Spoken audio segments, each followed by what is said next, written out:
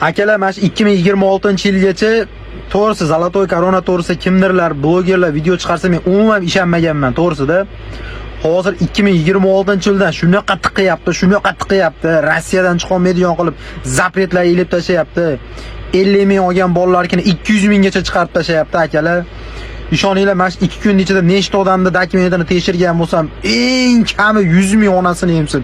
O'zi 30 ming olgan, eng kami 100 ming, 170 ming, 200 ming, 250 ming tiqib tashagan onasini emsin. Matta bitta opaxonniki 800 ming qarzi bor ekan. Uka ko'rsatmang degan uchun ko'rsatmayapman.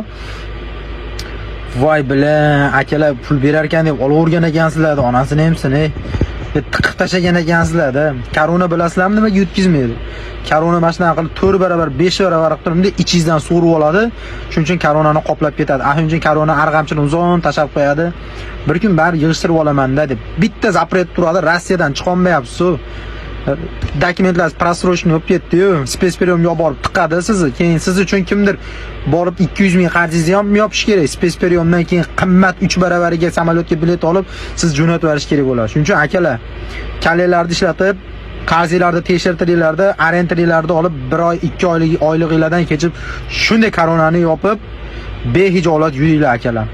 Ama lekin pulinglar yo'q paytda tushib qoladigan bo'lsanglar, misol uchun spesperiyomga yoki bo'lmasa bilet olib turib aeroportga olib ketadigan bo'lsanglar, ama lekin yomon qiynalib qolasizlar.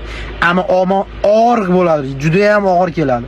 Shuning uchun vaqtida tekshirtirib, qancha qarzinglar borligini bilib, tez harakat qilib uzib olinglar. 2026-yildan korona boshqacha sxemaga o'tdi. Yorvara qo'zi qilyapti, ama boru.